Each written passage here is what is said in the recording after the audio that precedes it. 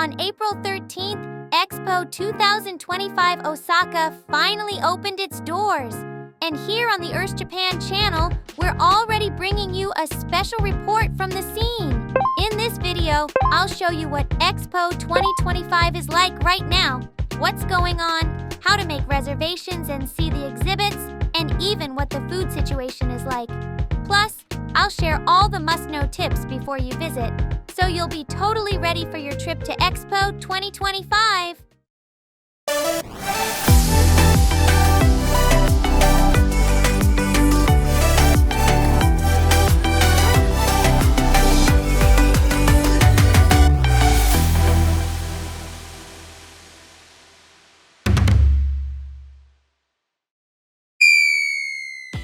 So originally, I was planning to show you what the first day of Expo 2025 looked like. But things didn't go as planned right from the start. I had a reservation to enter at 12 p.m., but because of the huge crowds, even after 2 whole hours, I still couldn't get in. And then, it started pouring rain, like seriously heavy rain. It just wasn't possible to film anything in those conditions. So I had to give up on filming that day. So sad, but let me explain the first important point about visiting Expo 2025. Entry tickets to Expo 2025 are basically reservation-based, and you book them online. When you make a reservation, you need to choose both the date and your entry time in advance. The good news is, if you bought your ticket online, you can change the date up to 3 times. Even if your reserved entry time has already passed, you can still reschedule it. Also, on the day of your visit, as long as it's past your reserved time slot, you can enter any time after that. Super helpful, right? Especially for travelers whose schedules might change last minute. Okay. Now let's jump into the report from Day 2 of Expo 2025 Osaka. It's now 11 a.m. Since today is a Monday, guess what? There's absolutely no wait time to get in. It's unbelievably smooth compared to yesterday. Here's the ticket counter for same-day tickets. Even if you haven't made a reservation in advance, you can still buy a ticket right here on the day of your visit. And today, even the same-day ticket line is moving super smoothly. All right, let's head inside. To enter, you'll go through a security check, kind of like at an airport. Here's a big tip. You're not allowed to bring in large luggage like suitcases. You'll need to put those in a locker before entering. So, how's the locker situation? Lockers with a green light are the ones that are available. As of 11 a.m., more than half of them are still open. But be careful. On weekends, it gets really crowded, and sometimes lockers are all taken. If you're coming on a weekend, it might be a good idea to use a locker at a station before you get to the venue. That way, you'll have peace of mind. We're in. Entry complete. First things first, let's head up there. This entire building is made of wood. It's built using traditional Japanese techniques, and it's actually the largest wooden structure in the world. And we've made it to the rooftop. This is the famous roof ring, the highlight of Expo 2025 Osaka. It's about 675 meters in diameter, and walking all the way around is roughly 2 kilometers, making it the world's biggest wooden structure.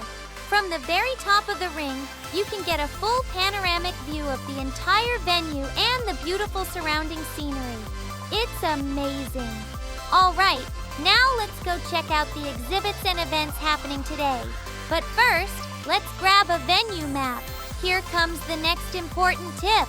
To get a paper map of the venue, you might have to wait in line for around 30 minutes and sometimes even up to 2 hours. That's a lot of time to waste just waiting in line. Expo 2025. Osaka offers a free official smartphone app. With the app, you can check your current location, search for places you want to visit, and navigate the venue more easily. So on the day of your visit, I highly recommend using the app to get around. The Expo site is massive. about 155 hectares, with tons of exhibits and events spread out across the area, all housed in buildings called pavilions. Over 180 countries and companies have their own pavilions here. And these pavilions are definitely the main attraction of Expo 2025. Now, let's talk about the types of pavilions. There are 3 main kinds. The first type doesn't require any reservations in advance. This includes major ones like the United States, China, France, Switzerland, and actually makes up about half of all the pavilions. Even though you don't need to book ahead, you'll still need to line up on the day. Wait times can range anywhere from 30 minutes to 3 hours depending on the crowd. Even though today wasn't very crowded overall, I still had to wait about an hour and a half to get into the USA Pavilion. Each pavilion experience usually takes around 30 minutes to an hour. And when you include the time spent waiting in line, you'll need to set aside a few hours just for one pavilion, so plan carefully. Now let's talk about the second type of pavilion, the ones that require reservations in advance. These include pavilions from Japan, Canada, Portugal, and make up about half of all the pavilions. This type tends to confuse a lot of people, so let me explain it clearly for you. First, there's something called advance reservations. But here's the tricky part. Just applying for a reservation doesn't guarantee anything.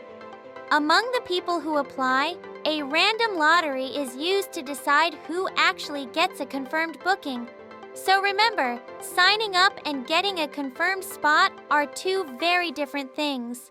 You can apply for advance reservations through a special website. Also, when applying, you must enter the exact date of your visit. Even if you win the reservation, changing your entry date later will automatically cancel your booking, so be careful. And don't forget, if you're visiting with others, you need to reserve a spot for each person. But don't worry, one account can apply for multiple people at once. Aside from advance reservations, there's also something called same-day reservations. You can use this option only if there are leftover spots from the advance bookings. If a pavilion has space left, you can reserve it directly through the website, and once you apply, your reservation is confirmed right away. On this day, pavilions that offered same-day reservations included Italy, Australia, Canada, and about 20 other pavilions in total. But here's another important tip. Even with same-day reservations, the available times are usually 3 to 5 hours later. You almost never get a time slot right away, so plan ahead and keep an eye on the schedule. Whether it's an advance or same-day reservation, you must show up at the exact reserved time. If you're late, even by a little, the reservation will be canceled. Sounds kind of typically Japanese, right? Punctuality is taken very seriously here.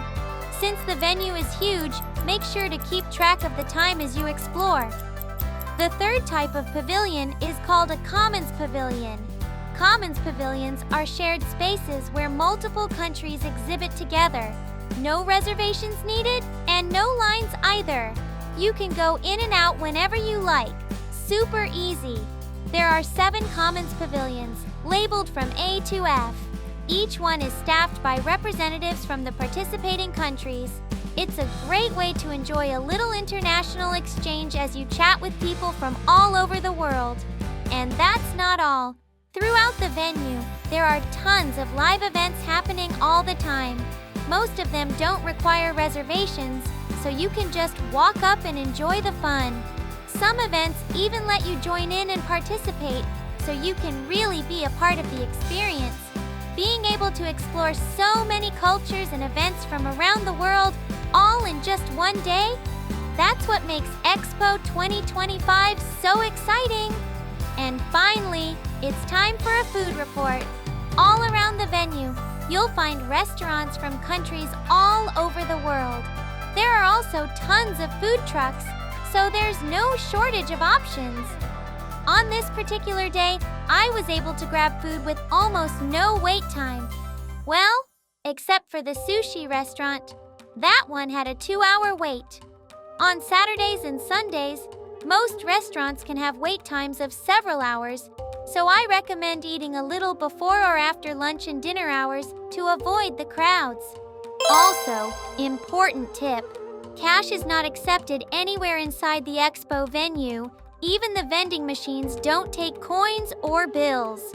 So make sure to bring a credit card or another form of cashless payment with you. All right, now let's wrap up with some final tips and important reminders for when you visit Expo 2025 Osaka. Here are 7 super important tips to help you get the most out of your visit to Expo 2025 Osaka. Tip number 1. This one's especially important. Try to avoid visiting on Saturdays, Sundays, or Japanese public holidays. Expo 2025 is a huge event for Japanese people too, so on holidays, the venue gets very crowded with local visitors. If possible, plan your visit for a weekday that's not a holiday in Japan. You'll have a much more relaxed and enjoyable experience. Tip number 2, make reservations in advance for both your entry ticket and any pavilions you want to visit. Once reserved, you can't cancel, but you can change the date of your entry ticket. However, you can't change the date of your pavilion reservations, so make sure to double-check your schedule before confirming. Tip number 3, store large luggage like suitcases before entering. There are lockers at the venue, but on holidays they often get completely full. If you're visiting on a busy day, it's a good idea to use lockers at your hotel or at a train station nearby. Tip number 4, don't waste time waiting for a paper map. Use the app instead. Getting a paper map can take 30 minutes to a few hours of waiting in line. The official app is free, super convenient, and has great navigation features too. Tip number 5. If rain is in the forecast, consider rescheduling. Luckily, it didn't rain during this report, but most of the venue is outdoors. Even if you try to escape into a pavilion, many are either fully booked or at capacity. There aren't many covered spaces to take shelter in, so if it looks like rain on your visit day, I strongly recommend changing your date in advance. Tip number 6. You can still enjoy the expo even without pavilion reservations. Pavilion reservations are strict about time, and if you're traveling, it can be hard to keep to a tight schedule. But don't worry, there are plenty of pavilions that don't require reservations. Plus, many events and attractions can be enjoyed without booking ahead. The entire venue is filled with creative displays from countries around the world, so just walking around is already super exciting. Tip number 7. Be prepared for extreme heat from June to October. Expo 2025 runs until October 13th, 2025. And from June through October, Japan gets very hot and humid, especially in Osaka. The expo venue has very limited shade, and staying too long under the sun can be physically exhausting. If you're planning to visit during this time, make sure to take heat precautions. Bring water, use sun protection, and avoid staying too long.